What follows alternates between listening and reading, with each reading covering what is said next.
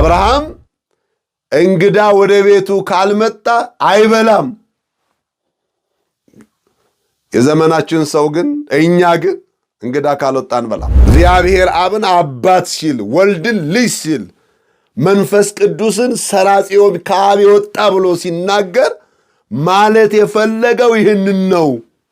በምድራዊ ጾታ ለመወሰን ሳይሆን የአካልና የግብር የመውለድ የመወለድ የመስረጽ መለያ ለመግለጥ የታወቀው አብርሃም በማን ነው? በሥላሴ።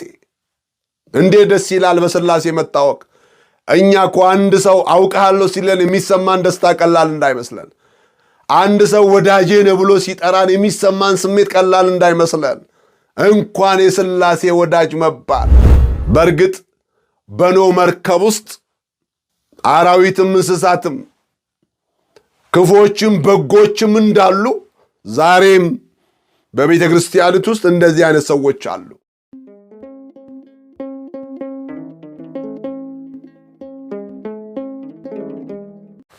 በስመ አብ ወወልድ ወመንፈስ ቅዱስ አሐዱ አምላክ ዘላለም ሥላሴ አንድ አምላክ።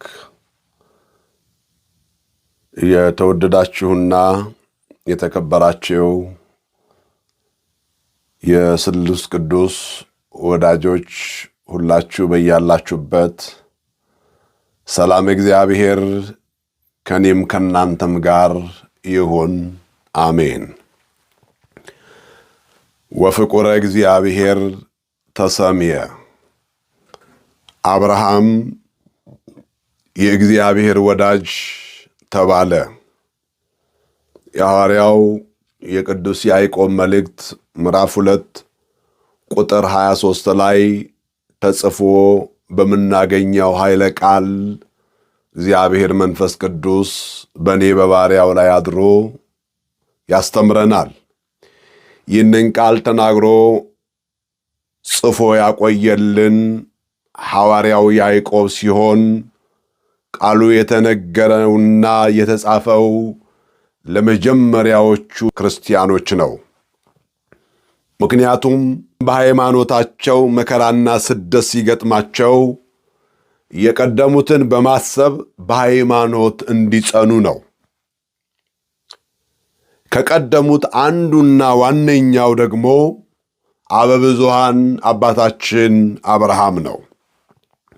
ይህንንም ሐዋርያው ቅዱስ ያዕቆብ እንዲህ በማለት ያነሳዋል።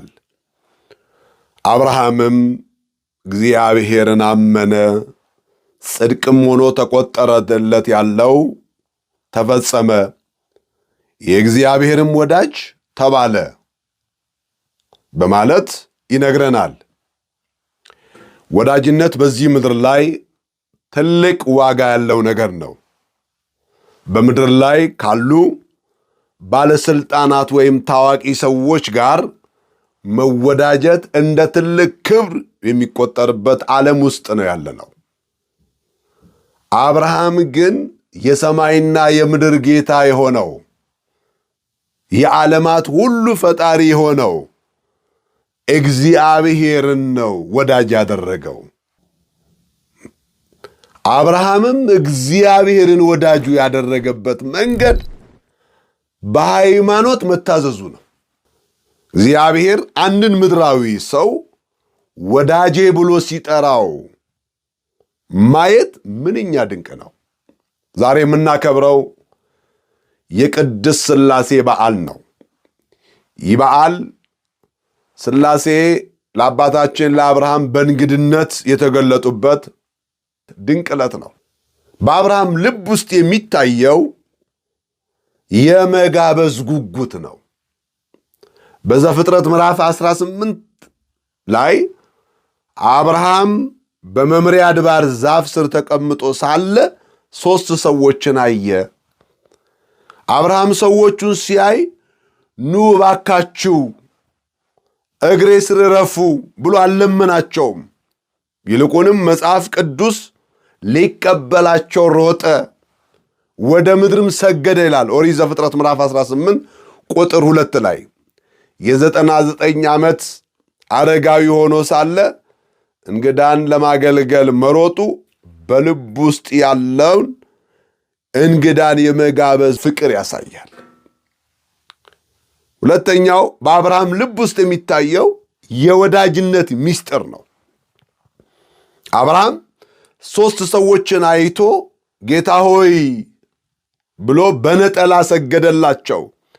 ሦስትነታቸውን በአካል አንድነታቸውን በባህሪ ተረድቶ ሰገደ።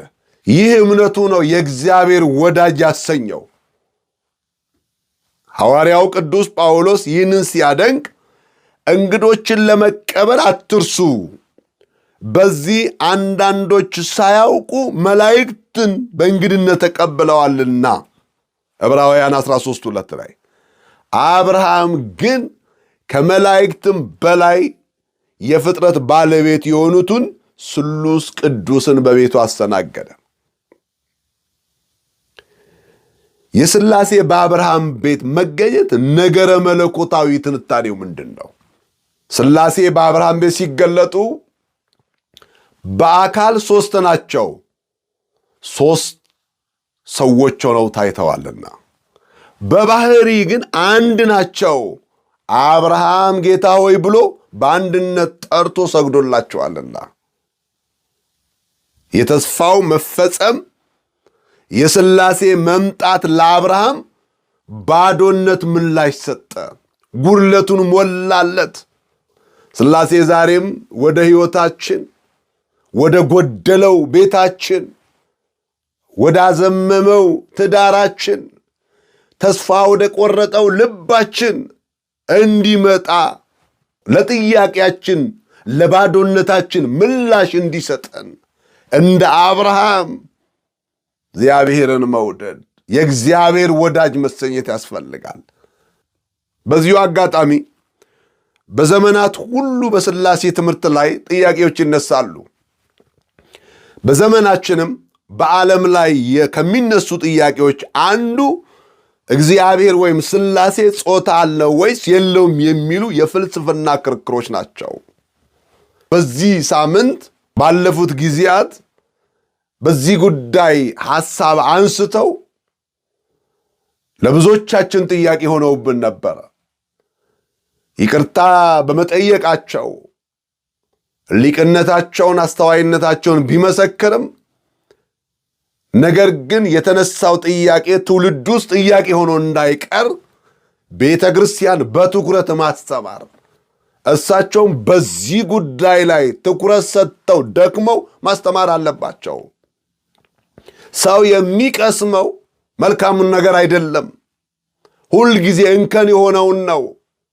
ብዙ ጊዜ ስለ ሥላሴ ተነግሮታል።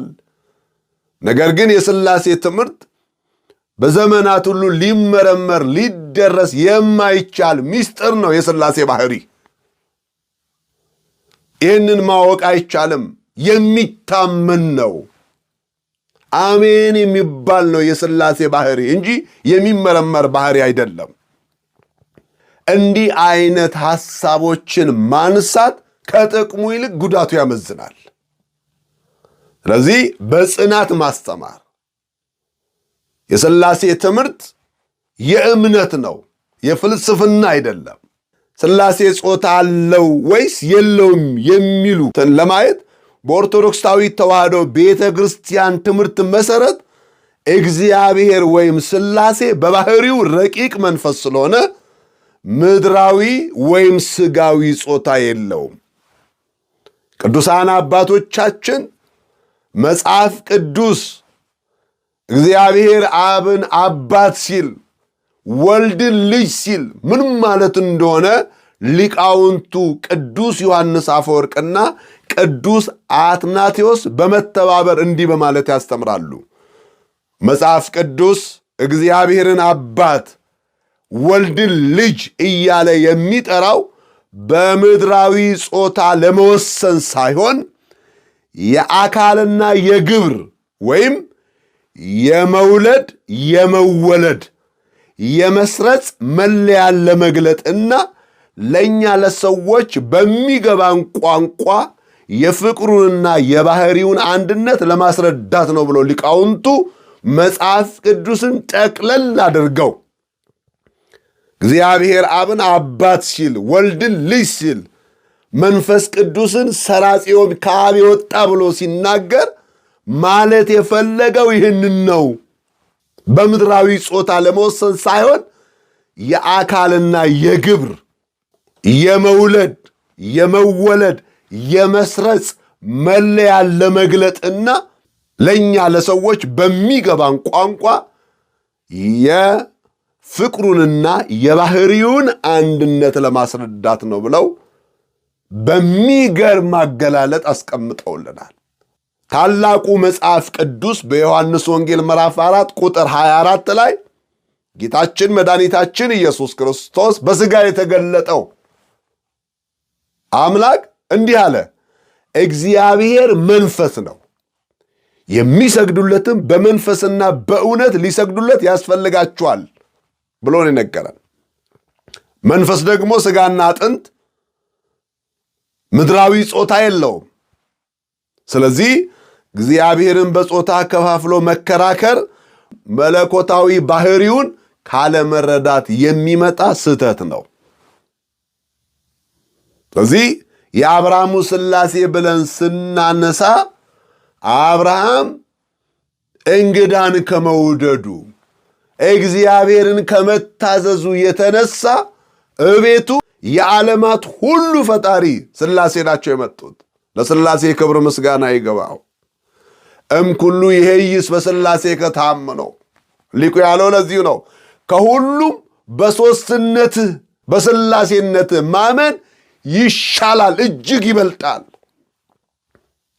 ብሎ እንደነገረን፣ በዚህም መሰረት ሥላሴ በአብርሃም ቤት የተገለጡት በሰው አምሳል እንጂ እግዚአብሔር በሥጋዊና በምድራዊ ጾታ ማንነት አይደለም።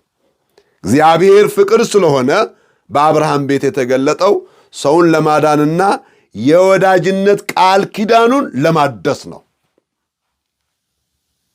ይህን እውነታ ዛሬ ካለው ዓለም ጋር ስናነጻጽረው በአሁኑ ዘመን የሰው ልጅ ብቸኝነት፣ ግለኝነት አጥቅቶታል። ብዙዎች ለእንግዳ በራችን ዝግ ነው። አብርሃም ግን ለእንግዳ ቤቱ ክፍት ነው።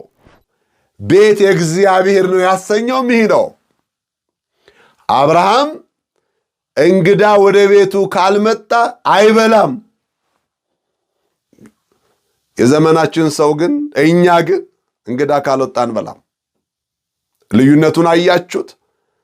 የአብርሃም ልጆች ነን እያል የአብርሃምን ሥራ መስራት ካቃተን የአብርሃምን ስሙን እንጂ ግብሩን አልያዝነውም። ስለ አብርሃም ዕውቀቱን እንጂ ሃይማኖቱን አልያዝነውም ማለት ነው።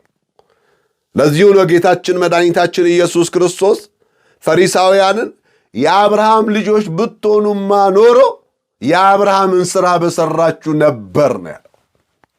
የአብርሃም ሥራ ምንድን ነው? እግዚአብሔርን ማመን፣ ለእርሱም መታመን፣ ደግሞ መታዘዝ። ይህ ነው። አብርሃም ልቡን ስለከፈተ ቤቱን ክፍት ነበር።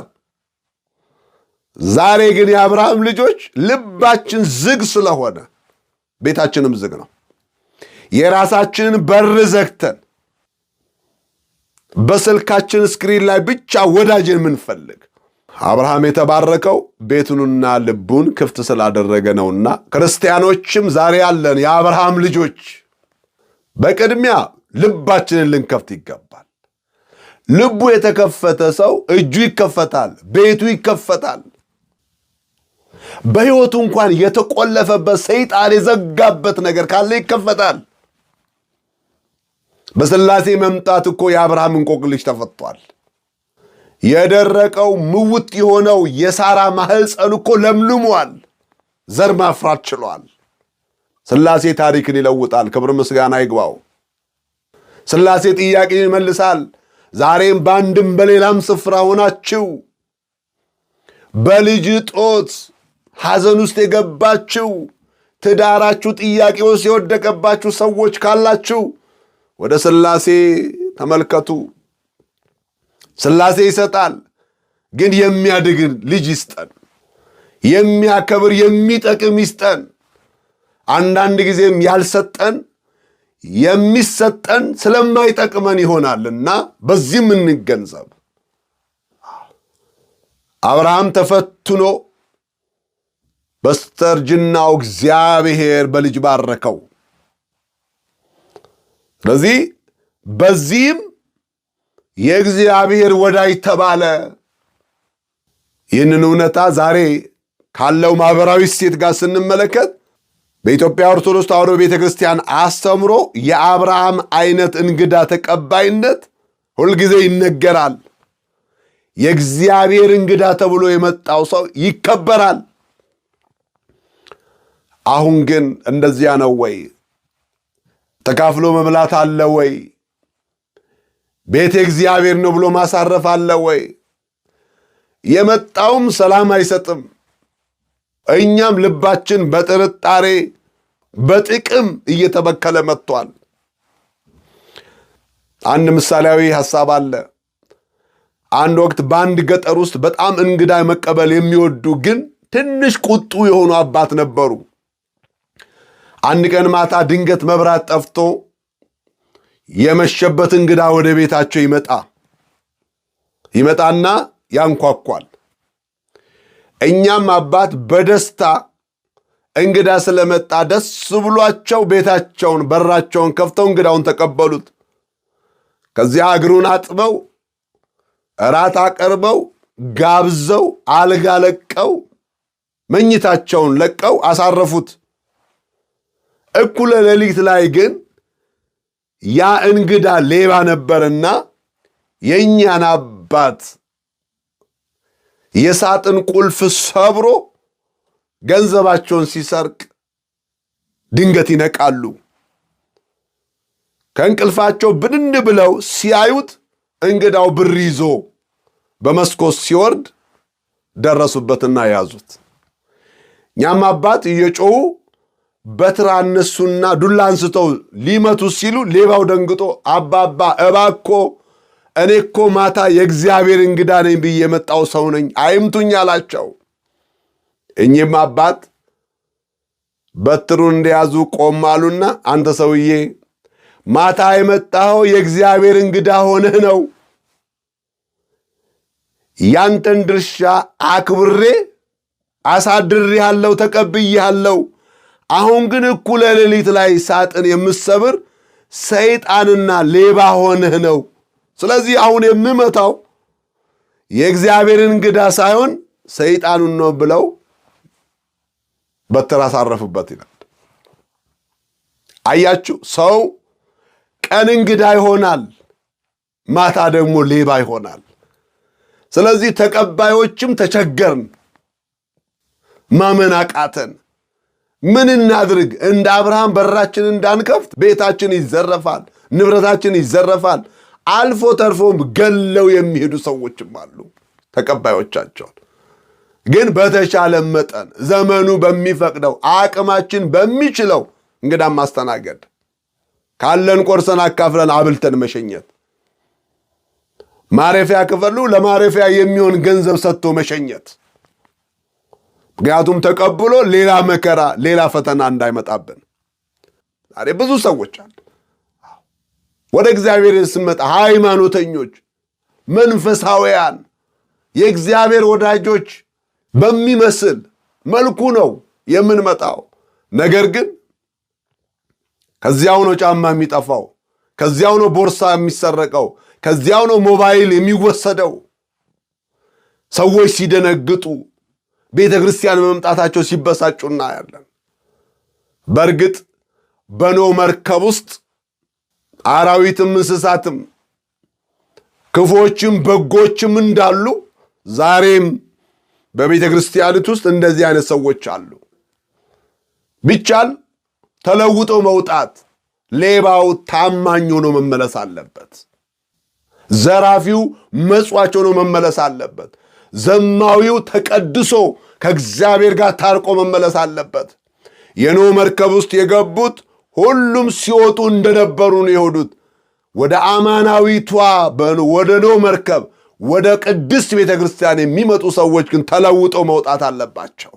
የሚለውጥ አገልግሎት፣ የሚለውጥ ዝማሬ፣ የሚለውጥ ስብከት፣ የሚለውጥ እኛ ሌቦች ሆነን እንዴት ታማኝነትን ከሌሎች እንጠብቃለን?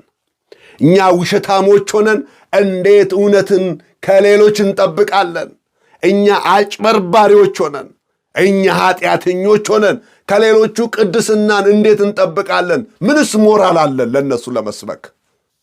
ስለዚህ አብርሃም ሥላሴ ወደ ቤቱ ገባ ስንል፣ አብርሃም የእግዚአብሔር ወዳጅ ተሰኘ ስንል፣ የእግዚአብሔር ወዳጅ ያሰኘው ምንድን ነው? አብርሃም እግዚአብሔርን አመነ፣ እምነቱንም በሥራ ገለጠው፣ የሥላሴ ማደሪያ ሆነ ብለን የምናስተምረው ለዚሁ ነው። ስለዚህ የሐምሌ ሥላሴ የአብርሃሙ ሥላሴ መባል ይታወቃል። አያችሁ፣ የታወቀው አብርሃም በማን ነው? በሥላሴ። እንዴት ደስ ይላል በሥላሴ መታወቅ! እኛ እኮ አንድ ሰው አውቅሃለሁ ሲለን የሚሰማን ደስታ ቀላል እንዳይመስለን፣ አንድ ሰው ወዳጄ ነው ብሎ ሲጠራን የሚሰማን ስሜት ቀላል እንዳይመስለን፣ እንኳን የሥላሴ ወዳጅ መባል። ለዚሁ ነው አብርሃምም የእግዚአብሔር ወዳጅ ተባለ ያለው። የእግዚአብሔር ወዳጅ የሚያሰኘንን በጎ ነገር በሕይወታችን ልንሰራ ሁለት ነገሮች ናቸው አብርሃም ሕይወት ውስጥ የእግዚአብሔር ወዳጅ ያሰኘው። የመጀመሪያው እምነቱ፣ ሃይማኖቱ። አብርሃም አመነ፣ እምነቱም ጽድቅ ሆኖለት ለዘላለም ተቆጠረለት። እምነቱን ደግሞ በሥራ ሲገልጥ ልጅህን አቅርብልኝ አለው። አብርሃም በእምነት ልጁን ለመሥዋዕትነት አቀረበ። አያችሁ ሥራውን፣ እምነቱን በሥራ ሁለት ያላሰበም። አቅርብልኝ ያለው እግዚአብሔር ነው፣ ሰዋልኝ ያለው እግዚአብሔር ነው። አብርሃም ግን በእምነት ልጁን አቀረበ። እግዚአብሔርም የአብርሃምን መሥዋዕት ወደደው። እንግዳን መቀበል፣ መታዘዝ። እግዚአብሔር ሲያልፍ ባርከኝ፣ ጎብኘኝ፣ ሕይወቴን ቀይርልኝ በፊቱ። ይሄ በቋንቋ አይደለም፣ በእምነትና በእውነት ልናደርጎ ይገባናል። የአብርሃም እንቆቅልሽ ተፈቷል። ዛሬ በብዙ ጥያቄዎች ውስጥ በኑሮ ውድነት፣ በልጅ አስተዳደግ የምንፈተን ብዙ ሰዎች አለን። ብዙ ሴቶች ስለ አብርሃም ሲነገር አብርሃምን የመሰለ ባል ይመኛሉ። እነሱ ግን ሠራዎች አይደሉም። ብዙ ወንዶችም ስለ ሳራ ጽናት ሲነገር ሳራን የመሰለች ሚስት ይመኛሉ። እነሱ ግን እውነተኛ አብርሃሞች አይደሉም። ስለዚህ ሥላሴ በአብርሃም ቤት ተገለጡ፣ የአብርሃምን ጥያቄ መለሱ። ታሪኩ ተለወጠ። በዘሩ የምድር አሕዛብ እንዲባረኩ ክርስቶስ ከአብርሃም ዘር መጣ። ክብር ምስጋና ለስም አጠራሩ ይሁን። በእርሱ መገለጥ ዓለም ዳነ፣ ሕይወት ሆነልን። በይስሐቅ ፈንታ የተሰዋው የእግዚአብሔር በግ ኢየሱስ ክርስቶስ ነው። ይስሐቅ ያለውን ሰምታችኋል። አባቴ አብርሃም የሚያስፈልገውን ይዘናል፣ የመሥዋዕቱ በግ ወዴት ነው ብሎ ነው የጠየቀው። የአብርሃም እምነቱ አይገርምም? የመሥዋዕቱን በግ እግዚአብሔር ያዘጋጃል። አሜን። ክብር ምስጋና ለስም አጠራሩ ይሁን። ዛሬ ጥያቄዎቻችን ብዙ ሊሆን ይችላል። ኑሯችን እንዴት ነው? ጉዟችን ወዴት ነው? ምን አለን? በእጃችን ምንም ነገር የለም፣ ባዶ ነን ለምንል ሰዎች እግዚአብሔር ያዘጋጃል የሚለው ቃል ልብን ያሳርፋል፣ አይምሮን ይገዛል። ስለዚህ ዛሬ እግዚአብሔር ትዳርን ያዘጋጃል። ካንተ የሚጠበቀው በእግዚአብሔር ማመን፣ እንደ አብርሃም መሆን። እግዚአብሔር ኑሮውን ይቀይራል፣ ጥያቄዎች ይፈታል፣ ይመልሳል፣ እንቆቅልሾቻችንን ይፈታል። ከኛ የሚጠበቀው እግዚአብሔርን በማመን እንደ አብርሃም መሆን ነው። በዚህም የእግዚአብሔር ወዳጅ ተባለ። ማን? አባታችን አብርሃም። የአብርሃምን ኑሮ እንድንኖር አብርሃማዊ ሕይወት እንዲኖረን እግዚአብሔር መንፈስ ቅዱስ ያግዘን። ሁላችንም በአብርሃም መንገድ እየተጓዝን እግዚአብሔርን ደስ እንድናሰኝ በሃይማኖት ጸንተን በምግባር ቀንተን እንድንገኝ የእግዚአብሔር ቸርነት፣ የእመቤታችን አማላጅነት፣ የቅዱሳኑ በረከት አይለየን። ወስብሐት ለእግዚአብሔር አሜን።